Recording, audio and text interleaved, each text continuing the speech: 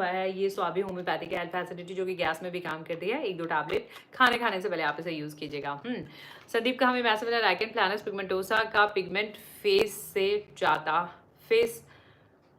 जा सकता है क्या? देखो, ऐसे केसेस में या तो एक बार आप कंसल्ट कर लीजिएगा या फिर इसके लिए मेडिसिन आता है, फॉर्मूला डी आता है। फॉर्मूला डी आप यूज़ कर लें, वैक्सीन होम्योपैथी का 1-2 टैबलेट दिन में 1 दवाई खाने से पहले आप रेगुलरली यूज़ कर लें। झाइयाँ हैं, रजिया प्रवीण बात कर रहे हैं फॉर मदर्स, अपनी मदर के बारे में। देखो, फ्रिकल्स पिगमेंटेशन में भी ये काम करती है ना, झाइयों में भी।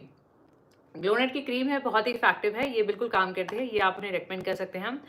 एंटेरोकोलाइटिस का एक हमें यहाँ पे मैसेज मिला है आनंद यादव का, आंतों की सूजन के लिए गन पाउडर आता तो है, बिल्कुल आता है। बाकी ज़्यादा अच्छा रहेगा हाइड्रास्टिस, कॉन्डुरेंगो,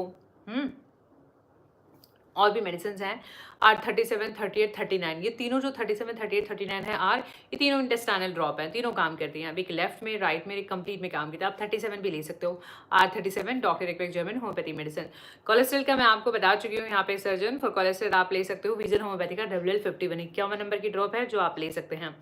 फिर मैसेज मिला है ईयर ड्रम के लिए बेस्ट मेडिसिन के बारे में। अरविंद, है क्या ईयर ड्रम में रप्चर है, होल है, क्या प्रॉब्लम है? और अगर वो है भी तो उसमें लक्षण क्या है, सिम्टम क्या है? कान बहता है, आवाज़ें आती हैं, कम सुनाई देता है। इसमें आप यूज़ कर लो होम्योपैथी का REPL 75 ओटोरिया 75 नंबर की दवा आती है, वो आप यूज़ कर लें। 5-10 बूंदी 2-3 चम्मच गुनगुने पानी में रेगुलरली जो है आप उसे यूज़ कर सकते हैं। आनंद, मैंने आपके कमेंट का आंसर ऑलरेडी कर दिया है।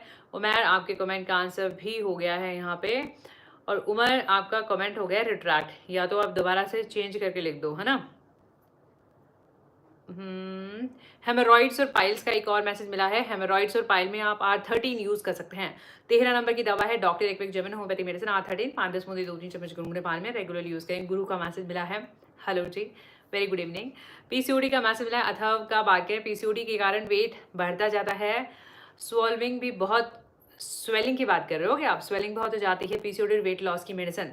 वीजल होम्योपैथी का WL52 52 नंबर की ड्रॉप है, वो आप ले सकते हो। 5-10 बूंदी 2-3 चम्मच गुनगुने पानी में रेगुलरली यूज कर लीजिएगा। अनवांटेड हेयर के लिए REPL 53 हेयर सिटीजन ड्रॉप, बहुत सारे वीडियोस मैंने डाले हुए हैं, प्लीज आप चेक कर सकते हैं। 2 साल की बच्ची हैं, काफी कमजोर सी हो गई है। बुरा ना मानिएगा यहाँ पे शुभांशु, पर क्या आप उनका ध्यान रख रहे हो अपनी बच्ची का? अगर वो कमज़ोर सी हो गई हैं तो क्यों हो गई हैं कमज़ोर सी? क्या आप उनके खाने का ध्यान रख रहे हो? उनकी टाइमिंग्स ठीक है, खेलने कूदने की सब कुछ है कि नहीं है? देखो, एक एज अ डॉक्टर मेरी ये भी सलाह रहेगी कि हमेशा ऐसा ना करें बच्चों को पढ़ाई करो, स्टडी, ऐसा नहीं रहता है। सब कुछ बैलेंस करके रखें बच्चों का, है ना। क्योंकि आपने बहुत देखा होगा कि आजकल कितना ज़्यादा आप खूब स्टडी, लाइफ का जो एक मॉरल है ना मेन, कि बैलेंस बहुत ज़रूरी है। ऐसा नहीं है कि आप अपनी फिजिकल हेल्थ को कॉम्प्रोमाइज़ करके कुछ अचीव भी कर लेते हो तो फिर फ़ायदा क्या है ना। तो अपनी हेल्थ को, मेन हेल्थ इज़ वेल्थ बोला भी जाता है, हेल्थ को प्राइमरी कंसर्न रखो हमेशा अपना, चाहे आप पढ़े ना पढ़े। बल्कि मेरा तो ये सजेशन रहेगा, बहुत सारी एक्टिविटीज़ होती हैं, बहुत सारी स्किल होती हैं, हर बच्चे की अलग अलग होती है। कोई बच्चा किसी में अच्छा होता है ना, कोई किसी में अच्छा होता है। तो ऐसा नहीं है कि सिर्फ सबको सारे ही सब्जेक्ट, मतलब इस तरीके से नहीं है। बच्चे को थोड़ा समझें, जानें। और सबसे ज़रूरी बात, बच्चे की डाइट पे और बच्चे की स्टडी, मतलब जो हम बात कर रहे हैं यहाँ पे, बैलेंस ज़रूरी है ना। ऐसा नहीं है कि खाना नहीं खा रहे हो, पढ़े, मतलब I hope you got my points, है ना, कि कहना क्या है यहाँ पे। तो ये ध्यान रखें, बच्चे का डाइट उनकी इम्प्रूव करें। अब कमज़ोर हो गई है तो क्या बात हुई? क्या वो अक्सर बीमार पड़ते रहते हैं, ये प्रॉब्लम है? या वो खाना ही नहीं खाते हैं, या खाना खा के उल्टी हो जाती है, या खाना खा के बार बार टॉयलेट जाते हैं? मतलब प्रॉब्लम कहाँ पे है? क्योंकि उसके हिसाब से दवाइयाँ होंगी।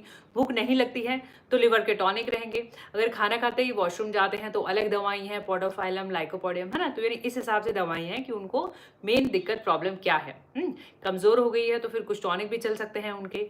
और सबसे ज़रूरी बात, उनके खाने पे, फ्रूट्स पे। और बच्चे आनाकानी करते हैं, बच्चे को बाई हुक और बाई क्रूक बच्चे को समझाएं और बच्चे को खिलाएं। मतलब ये आपकी रिस्पॉन्सिबिलिटी है, चाहे आप कैसे भी करें।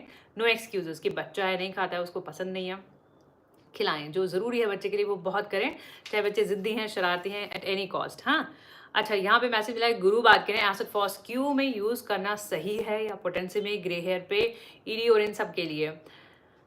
देखो, आप यहाँ पे जो है डाल्यूशन में यूज़ करो, है ना। हाँ जी, तो लिक्विड पोटेंसी में यूज़ करो आप।